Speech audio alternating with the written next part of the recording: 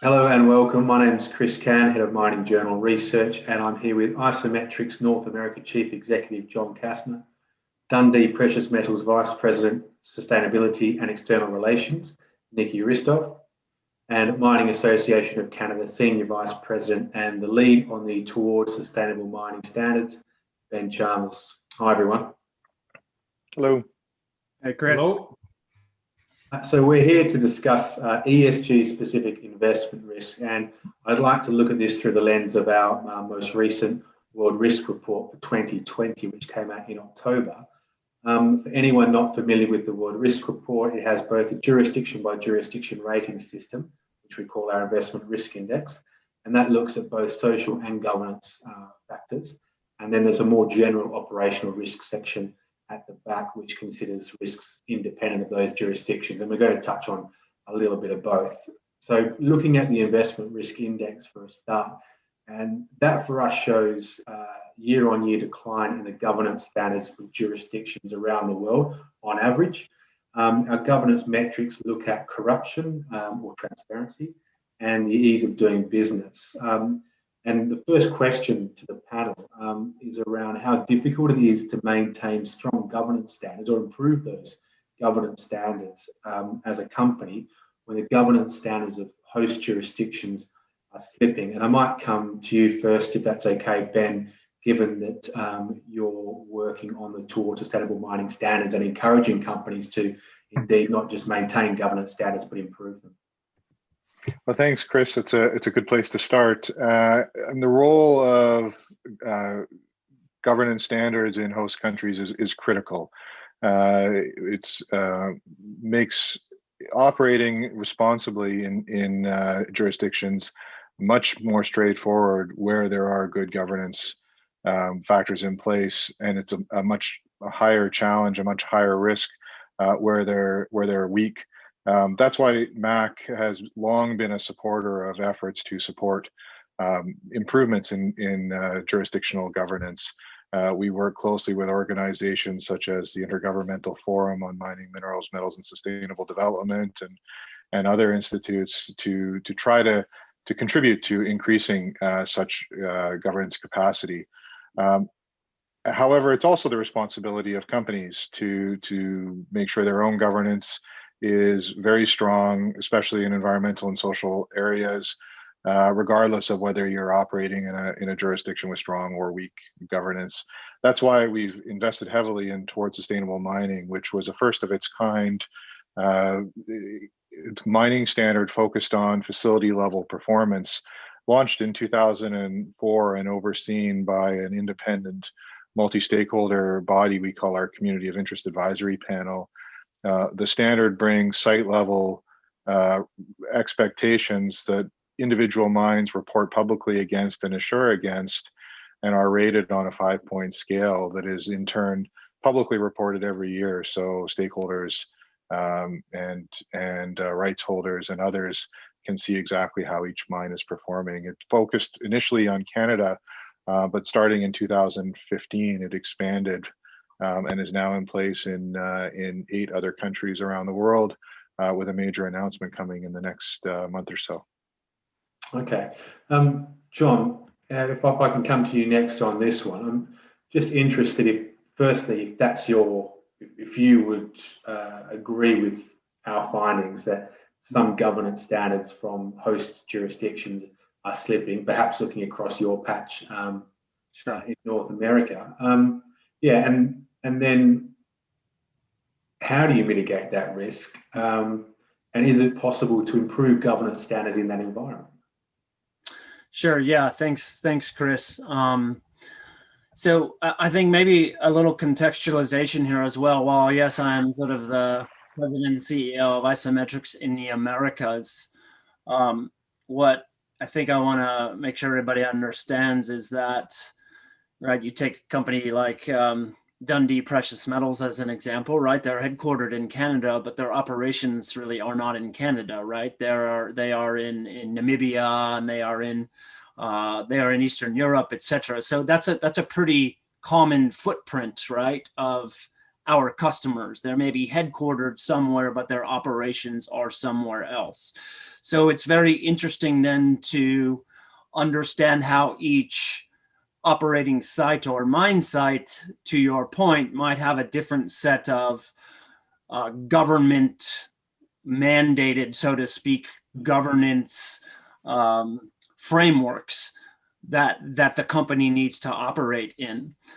I think ultimately then what you see, and I think there's countless examples of that, is that regardless of the local government, the federal government, or the regional, the regional governance requirements, companies themselves raise their own bar and their own standards.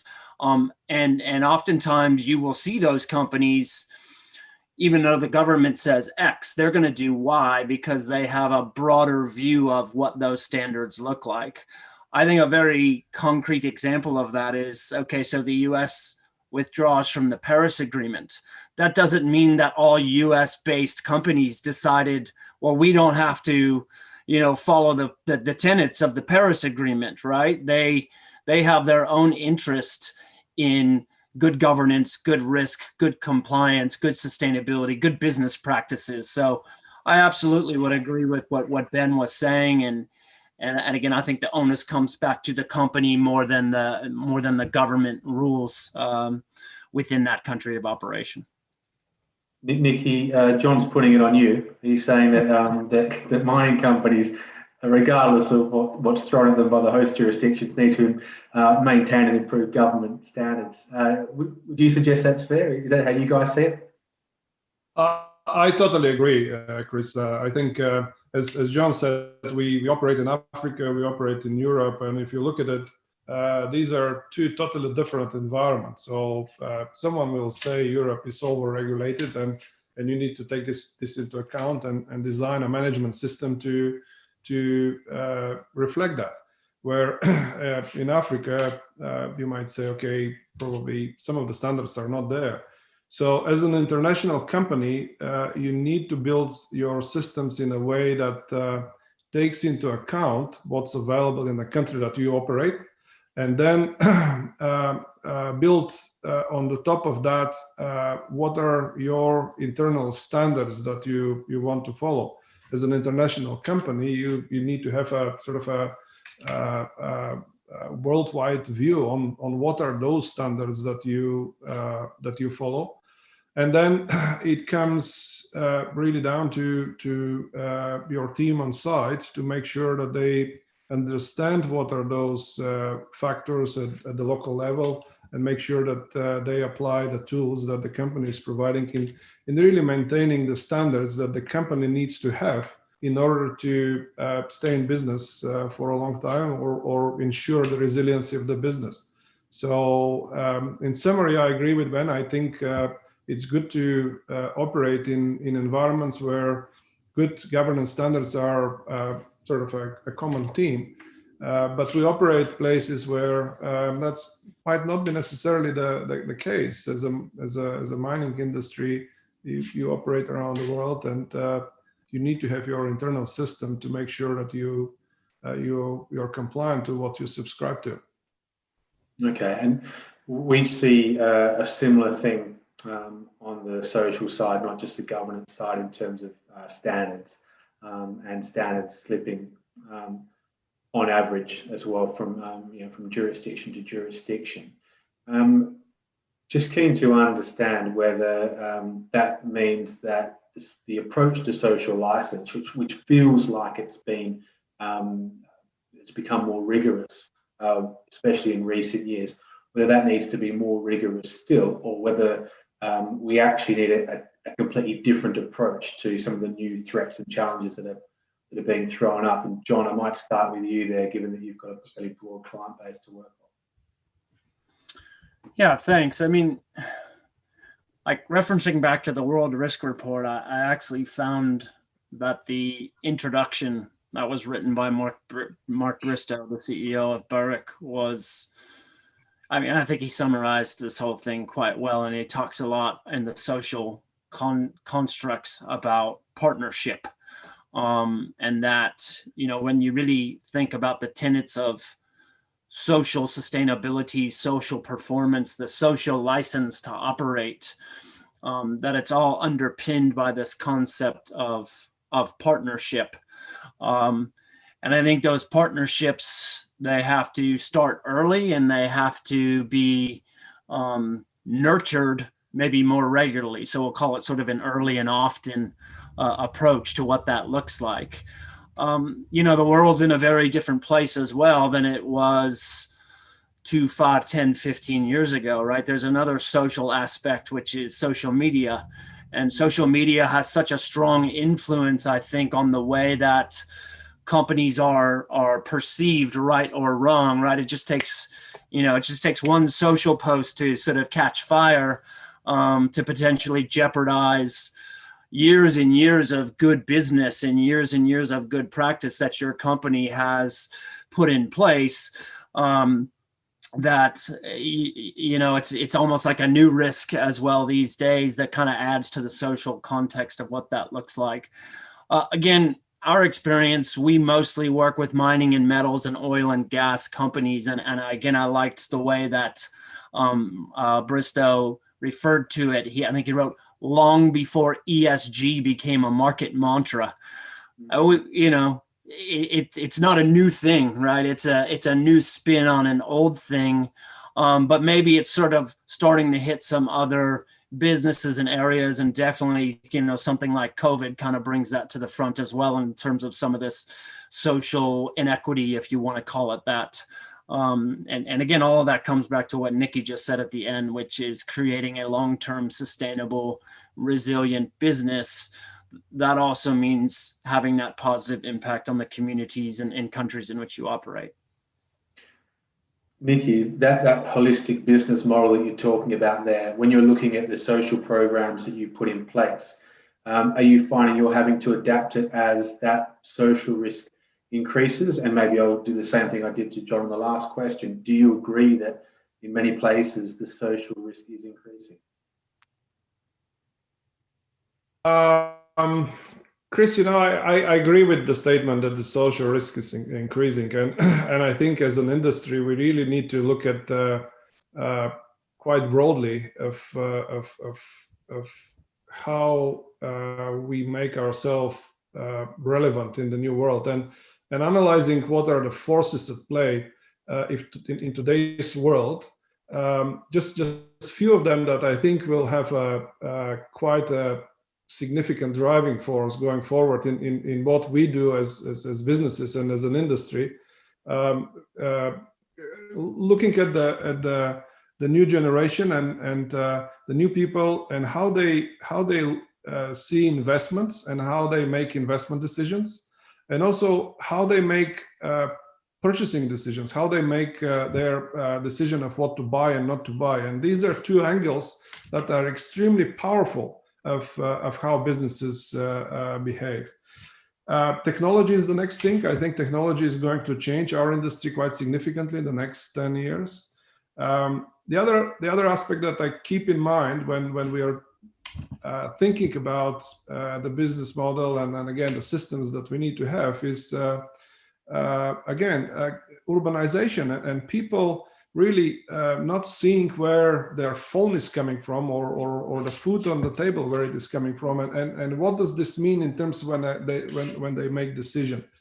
And John mentioned one other aspect that I think is critically important: the way how information is disseminated, or the channels of information. And social media change quite dramatically the world that we live in. And it's changed how the countries are governed and how the companies are governed and managed. So, and from there, you would say, okay, if these are the forces at play, what does this mean for us? And I think it actually drives us to a need for quite a significant change of how we project ourselves and how we are looking at it. And if you look at it, if you start at the value chain and start, okay, where does the mining industry sit? And then you look at, okay, there is a value chain. We are producing the metals that every one of us is benefiting in the day-to-day life. Then you say, okay, this is the linear economy, and now people say, okay, we need to make it circular. That's great.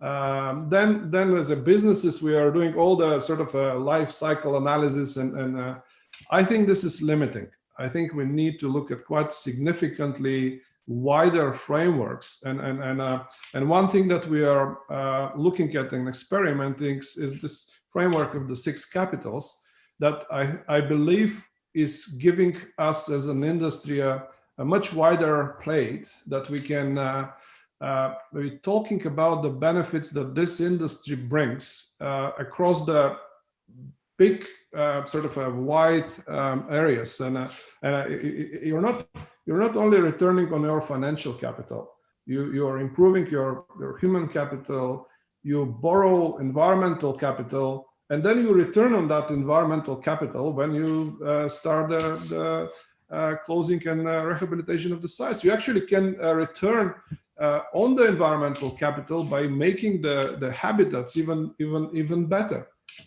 So we are looking at that, and I believe it will, as an industry, it will help us to get away from this place of being the beginning of everything and being labeled as an extractive industry. And we are way more than extractive industry. We are a development industry, and we don't have the tools to articulate this. So as an industry, I think we need to be looking much widely. As a company, we are doing everything that we can to develop the tools and start utilizing. We already have them built in our internal systems, but this will, in my view, this will develop quite significantly the next few years. Yeah, Nikki, you reminded me of a previous conversation that you and I have had, which was, no, we're not in the extractive industry. We're in the additive industry. We add jobs. We add, a variety of different things that always kind of resonated with me as well. That again, if you think about your whole process and your systems and looking at a broader perspective, that you definitely can shift that mentality. So anyway, I just wanted to comment on that. I thought that was quite a unique perspective. Before Ben goes, I just wanted to reflect on jobs, because as an industry, wherever you go now, people will ask you, how many jobs are you going to open here? And I think with the technology, the autonomous vehicles, robotization, artificial intelligence, we are employing less and less local people. So as an industry, we need to find a way how to communicate the benefits that the local community will have from us being there. And that will change the way how we manage, not only internally, but really externally, and how you communicate with external holders and so forth. I'll stop here, and I'm sure Ben will build on that. I'm sure he will. Ben, I just wanted to specifically ask you about these points that both John and Nikki are talking about. One, the evolution of social programs and what's required and what's possible from mining companies. And then also that point they're talking about there on the reputation and what that evolution of standards will mean for the way the industry is perceived, if that's part of your thinking when you're promoting and improving towards sustainable mining standards. Well, it absolutely is part of our thinking, but before I answer that directly, I just wanted to pick up on one of Nikki's points around the fact that we are, an industry that focuses on mining, but also on development. And as we are working with our TSM partner countries, the national associations that have adopted TSM outside of Canada, one of our partners is the Chamber of Mines of the Philippines, and I had the opportunity to be there a couple of years ago to do some training and to visit one of our Canadian-owned mines there, owned by one of our members. And the general manager took the day to tour me around. And at one point I asked him, how much time do you spend working with the communities around the area versus working on the business of extracting and processing ore? And he said, well, I spend about 90% of my time on community issues. This is the general manager of the whole mine. This is not a community person or an environmental person. And I think that goes to show just how significant those social pressures have become for our industry, and how committed we are to working on them. The increasing social pressures or the changing expectations have been a key driver of how TSM has evolved over the years. we have one specific standard within TSM focused on community issues. All of them have components to it, but there's one that sets out expectations around how communities and how mines interact with communities, and it's undergone 3 major revisions since 2004, with the most recent revision repositioning it as moving away from one of engagement to one of relationships. So the new standard is called Community and Indigenous Relationships, and focuses on shared decision making, on how companies can set up engagement structures that are developed with the communities. One of the most innovative things about the standard is that, as an industry, we've done a terrific job of managing our risks. We do risk management, risk identification better than most others. But one of the things that we have struggled with is understanding how the communities take on risks associated with our operations. So the standard has a whole new indicator focused on requiring participating mines to do a risk assessment with the community from the community's perspective, and then start to prioritize and identify and prioritize, and then begin to mitigate some of those priority risks, which really changes the framing around how mines work with their communities and how they structure those relationships. And I think that's just one example of how expectations have evolved. In answer to your very first question around changing social risks and whether companies need to improve their systems, Nikki talked about how mining companies have very sophisticated management systems.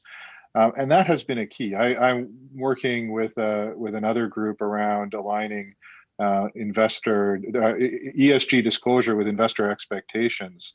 And we get asked that question quite a lot around, do we need to be improving further or realigning our social management? And I think one of the results of having our industry having focused on social practices for quite a while is that those systems are there, they're rigorous and they're robust. And COVID has been an example of that. And we had to take on new challenges as an industry working with our communities. We had to shift from education and other initiatives to public health initiatives, but our systems were robust and allowed us to do that as an industry very, very quickly. And I think the role TSM plays is helping to two things. It helps companies that haven't built those robust systems yet have a basis to do so, to draw on guidance and standards that are developed as a consensus by industry experts and by civil society, and run with those. But for companies that have already established those systems, like Dundee, for example, it's an opportunity to benchmark those systems against an established industry consensus on good practice, to allow them to get better credit and increase their reputational value from having rigorous standards. It's very difficult for a company that doesn't compare their standards or their own internal standards against something broader, something more open and public, because everyone has different standards, and communities are not necessarily, or stakeholders are not necessarily going to take at face value. Trust me, I've got my own internal systems in place. They want to see that those systems have been benchmarked against some sort of good practice expectation or standard. Okay, thanks, Ben. Staying on the social and environment part of the ESG theme, at the back of our report, we look at operating risk. We have an operating risk index. Environment and social are easily the biggest risk factors. And we put that against, sure, it's mining, its infrastructure and its geology, which maybe feel like they are more easily managed risks, but it's also got people in there as well. I'm just wondering, maybe from Nikki, from your perspective as a mining group, if that feels right to you, if environment and social are clearly the biggest risks for companies these days, with people, mining, infrastructure and geology very much in the background. Look, Chris, I think risk is risk, and if you don't recognize it, and if you don't put measures in place to manage that risk, it will materialize. It will have effect on your business. But I agree. I agree with what Ben was saying in terms of as an industry, we have developed quite a long sort of experience with dealing with external factors. I think though the challenge is growing, and the challenge is becoming bigger and bigger. And I think as an industry, we will need to reflect on challenges that are outside of our industry. And now you see sort of a transition from shareholder capitalism to stakeholder capitalism, and a much bigger sort of trends that we will need to take into account. And as businesses, you are in business by being able to mine, process, market the product. But I think the environment will become way more complicated, and our core knowledge and expertise will definitely need to be there in order for us to do what we do. But I think the challenges that we will face will grow in terms of number of different aspects that we need to take into account and reflect them in our business models and internal systems. John, is that reflected both in what Nikki's saying in terms of having a look at what the risks are, and they just happen to be now when you're assessing risk, a much broader group of stakeholders are putting pressure on the industry? Is that what you're seeing? And from your work, are you finding that you're doing a lot more, putting a lot more time into the E and the S than into some of the more traditional areas of risk management?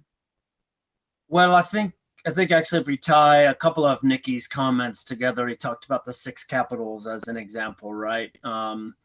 And then when you look at these different risk ratings, and you talked about environmental and social, I did find it interesting, by the way, that you had people separately, but social is kind of people to some extent, right? Oh, so yeah.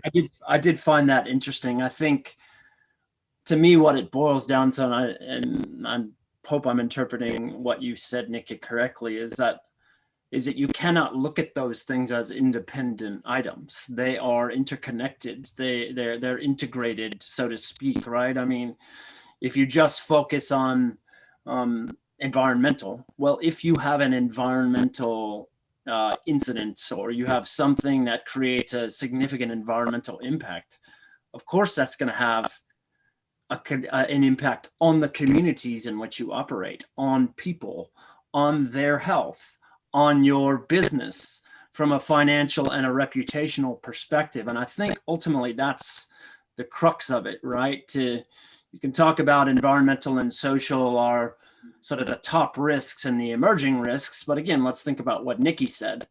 Who's driving this? Who's driving this today? You've got a different generation of people coming up. That different generation of people starting to make some of the investments in ESG focused companies, and that being a driver for why they are making investments. So again, I don't think you can separate any of these. They all connect, and that's why I think Nikki says risk is risk. What you need to do is you need to figure out how you manage each one of those independently, but also from an interconnected perspective. Sure. And just to clarify, when we say people, we're basically looking at probably safety issues, and we're looking at recruitment issues. So the safety and how you're looking after your people, and then recruiting the next generation. But on the integration point, John, I think when we talk about look back on the previous responses to questions and about the issue of reputation, and that's obviously intrinsically linked to recruiting the next generation of people. Yeah. I'm quite interested to hear how Ben looks at integrating these various standards. Obviously, they have to move forward as individual standards in their own right, but they have to push towards an overall theme. Can you give us some color on that, Ben? Yeah, well, our own standard TSM has several different components to it. I mean, there's separate standards on tailings and biodiversity and health and safety, community relationships I already talked about, and several others. they all work very hard to ensure that they're not add-ons to the business. Long. I mean, when I remember the first day I was working on a mine, and the general manager introduced me as, these are the guys that keep us out of jail, as a sort of periphery thing. I mean, those days are long over, to the point now that those of us that focus on environmental and social issues have a seat at the business decision level table. And it's important that those standards integrate at that level, that these are not add-ons to business, that these are built into management decision-making processes. And that's a big part of how we focus on integrating TSM into the way in which the mine operates, that everything focuses on collecting information, whether it's tailings monitoring data or community feedback or wildlife data, and make sure that that information is being factored into the decision-making processes at the mine, the management processes at the mine, to ensure that those considerations are integrated into decisions right alongside production and other factors. The standards try to integrate with each other as well, with, in part with a focus on community engagement. I mean, that protocol that I talked about earlier focuses on how to set up strong engagement with the communities. And then each of the protocols, whether it be tailings or biodiversity or health and safety or climate change, all have a component around working with those communities to base decisions on what's going on, not just within the fence, but around the fence. And so integration is really important to making a strong and effective standard work. Okay. Chris, could I ask a question to both Ben and Nikki? Yeah, please. Yeah, Sure. makes mine easier.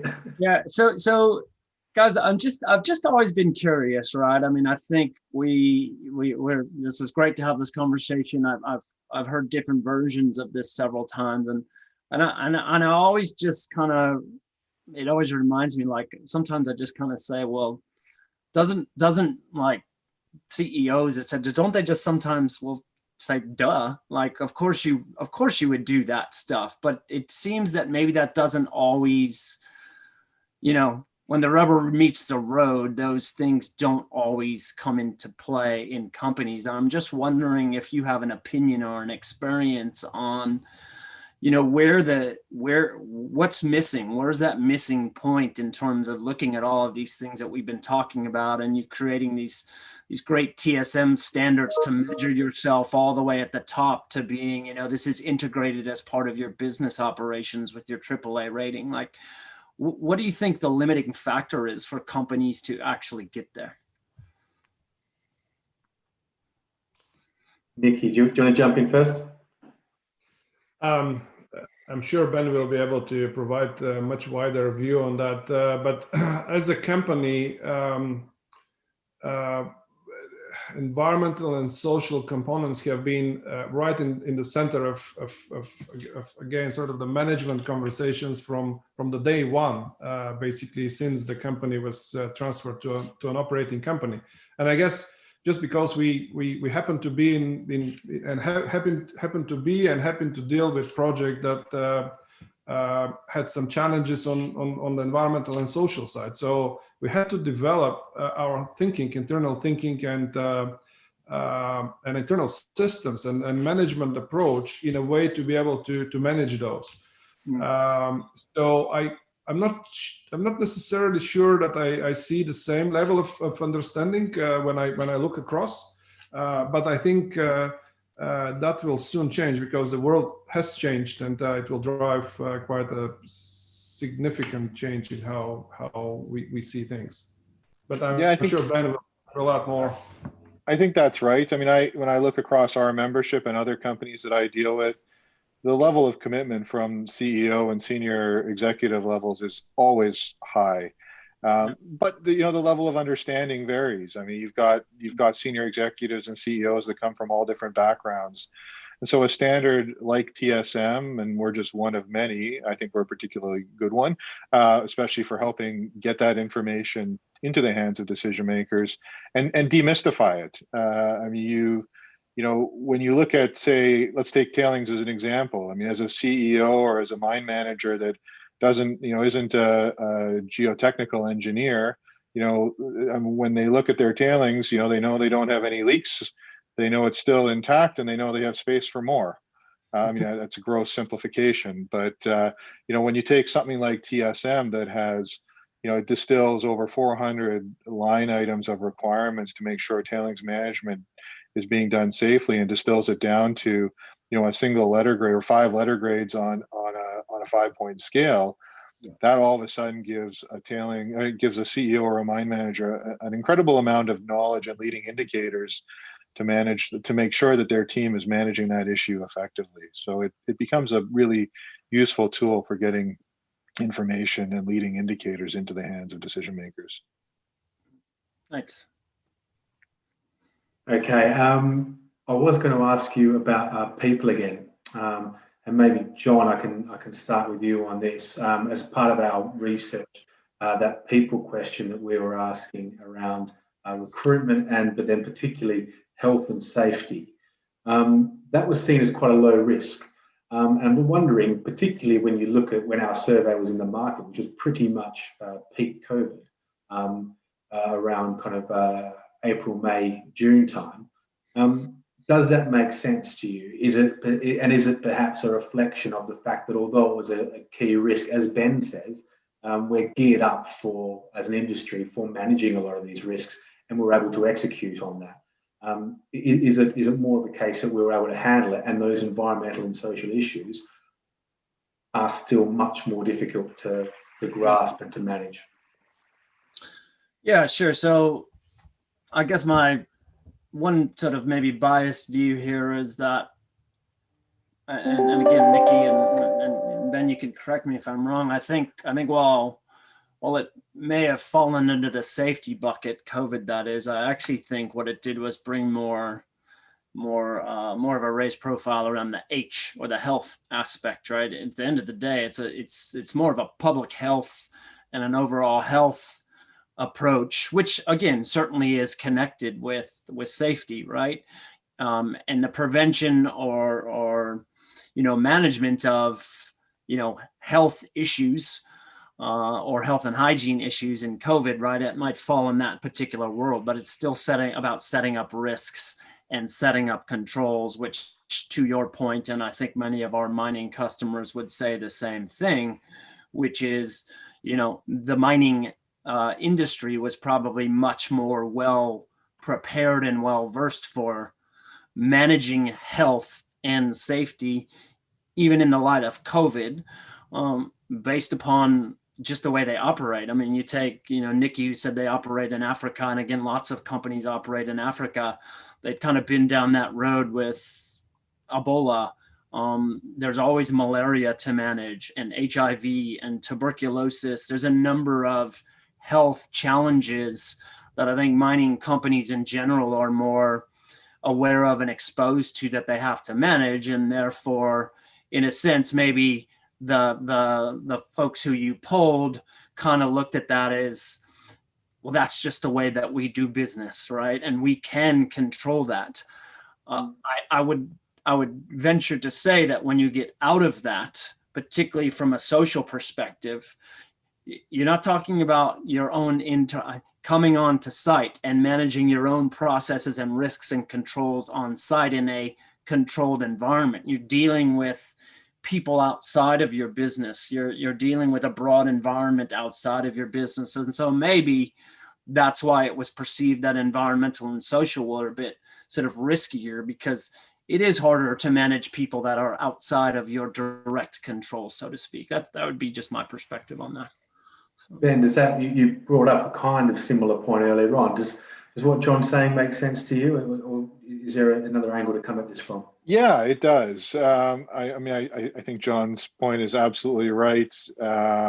You definitely have to take a different approach to managing people associated with the organization versus those that have an interest in it but are external to it, as in the communities. I think COVID has shifted focuses, but not necessarily internally within companies, in a sense. Like I said earlier, and like Nikki indicated, I mean, these strong management systems allowed us to pivot very quickly to make sure that we were managing the responses. And Chris pointed to some of the other public health issues that we've dealt with in places like Africa. So we have years of experience dealing with these kind of issues, and this was a new challenge. What was interesting for me over the last several months is looking at how some of the institutional investors have taken this in. We hear a lot of institutional investors. There's been the ESG investors that have been focused on environmental and social issues for a while, but mainstream investors are starting to spend more and more time on this. And what we've heard as a result of COVID is a general sense that investors felt fairly comfortable with their grasp of the environmental factors, but had very little awareness of just how important the social factors were. And you hear a lot around, as you indicated earlier, the shift to employee health being a key focus of investors. But it's generally, I think, beyond that, just raised the importance of the social aspect within the eyes of the investment community. I would say our customers, they haven't been focused on these issues as long as the investors are, but they've dived in much more quickly and came to the table with a bigger focus on the social side, because that's been some of the drivers that have brought them to working with mines. The source of the materials that they use in their manufacturing processes, to make sure that they're sort of de-risked. So the drivers of investor and customer focuses on the social issues have definitely changed the focus of how we need to bring information to light. I don't know how much it's driven the need within mining companies for performance improvement, because I think we already understood that, and we'd already been making significant improvements on performance over the last 10 to 20 years in this area. More needs to be done, of course, but it's been a journey of continual improvement. Nikki, does that all make sense to you? Are you seeing that there are certain risks for the company that are handled almost routinely now, but there are still, as Ben says, there's still work to do around a certain set of risks, and you'll just endeavour to keep on working on those, or do you have a broader approach to your risk management? I totally agree with what John and Ben said. I actually wanted to just add that I'm really proud of what not only we as a company, but as an industry, how we were able to react to what happened with COVID, and we back to those relationships that Ben was talking. And those systems that we have developed over the years, we were able to support the communities. We were able to come in not only with bringing financial or any means, but we were able to advise the communities and the authorities there to how we have reacted and how they might consider reacting in the situation. So I think as an industry, and back to what Ben and John was saying, because we had to deal with those things for many years, I think we have developed quite a good understanding. Just COVID is just one visualization as an industry, how we were able to quickly step in and play a different role. And I think that's what probably what we will see, because again, I think the role of business will be changing. And more and more expectations and requirements will be coming over to us. And I think there is a conversation how much you take on as a business, and how much is really accountability of the government, local authorities. So I think that line of conversation will be active for quite a while.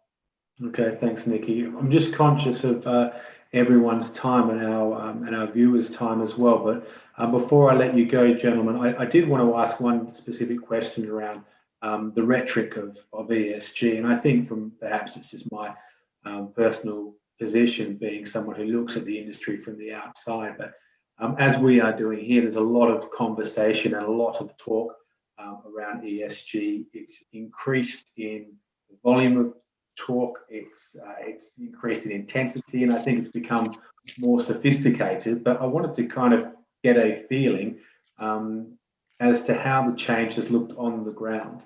Has it actually translated into better ESG practice at project level? And can investors genuinely be expecting to encounter a greater volume of ESG savvy companies, for want of a better term, when they look to put their money into the mining sector? Perhaps, John, I might get you to lead that one off. Sure, thanks.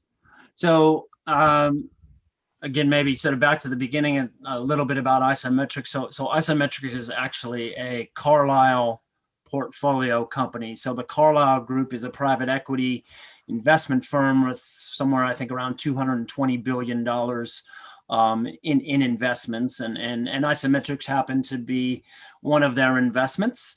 And one of the drivers for that investment was their recognition that access to information, the management of that information, with an aim to be able to take that information and take that data and be transparent about it, and not only use it to manage operational stuff, for lack of a better word, right? Your own business and your own operations on the ground, being able to manage that, but then being able to take that information and provide it to the plethora, the thousands of people who are asking you for data on your environmental and social and governance perspective. That was one of the drivers for that investment. So we actually operate as a node in sort of this ESG tech world on top of sort of the integrated governance, risk, and compliance perspective. And so, I have an opportunity to talk with people at Carlyle, as an example, quite regularly about this. And so I'll maybe take it from more of their perspective, the private equity side, and then I'll let Nikki talk about it from more of the company side, right? I mean, the perspective there is that, yes, the skill set, so to speak, from an ESG knowledge perspective has certainly increased in the last 2 years, but they say, more in the last 10 to 15 years. And there's a variety of, metrics and data out there today as well. There's the 2019 PwC Responsible Investment Private Equity Survey showed that 91% of the respondents have or are currently looking to develop a responsible investment or an ESG policy, and that about 35% of them already have dedicated teams of that. We're seeing that as well in our own regards, is that we're not being approached by the health and safety director, so to speak, or the environmental director or the social sustainability director. We're being approached, or we're having conversations with the sustainability director or the ESG director. So there's these new roles that are definitely starting to emerge in companies as well. And again, obviously it's all on sort of a collision course, maybe beyond mining, which is making it a bit more of a broader sort of topic these days. But, I would again suggest, and we've heard it from the folks here on the call, that I would think that the mining industry is well ahead of the curve there in terms of what that looks like. How that translates into investment dollars, that's a different question, and maybe a good segue over to Nikki.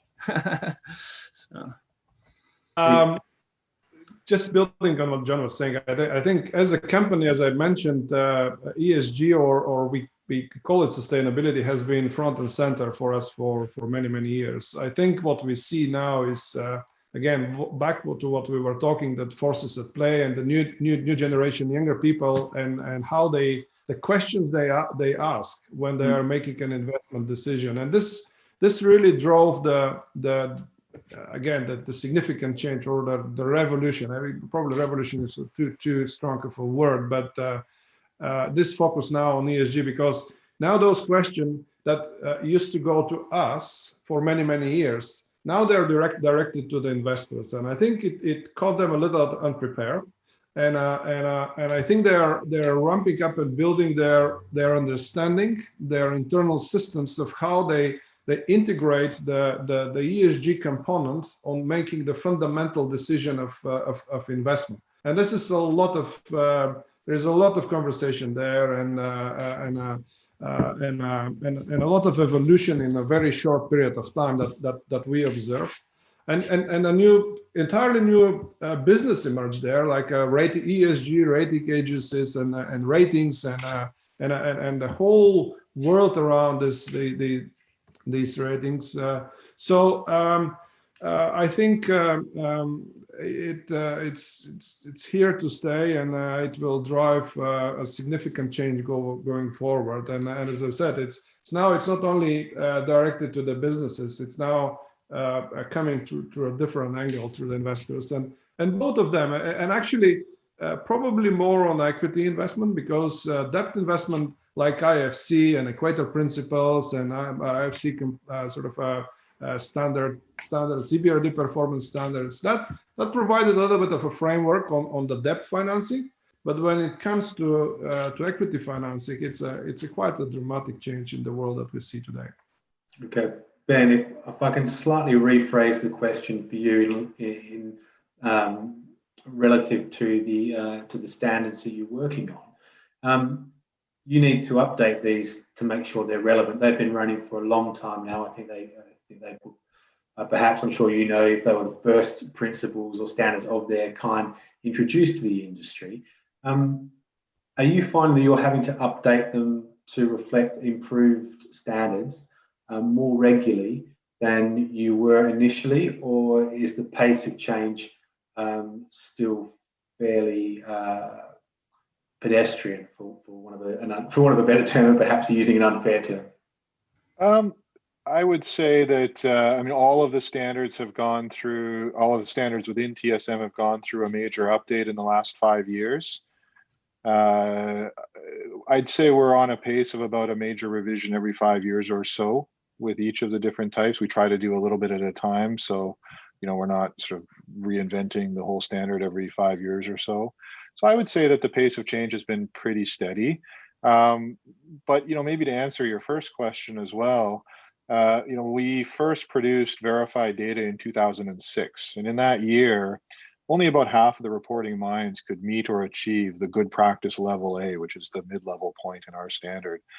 Today, in areas like community engagement and tailings, over 90% of our mines, our participating mines, are meeting or exceeding that level A standard, which has led to some of the revisions that we've just talked about. So there's two things driving the revisions process. One is changing societal expectations, and the other is making sure that we continue to be a force for continuous improvement, that the standard isn't allowed to get stale because everyone's met the top level and it just sits there. Okay. But it has been very rewarding to see the industry, step up and be measured against something that can show the kind of improvement that they've undertaken over the last 10, 15, 20 years. It feels like a fairly optimistic note to end on. Ben, thanks very much for your time. John, Nikki, thanks very much for your time. It's been a great pleasure. Thank you. Thanks very much. Have a good one. Bye-bye. You as well. Bye-bye.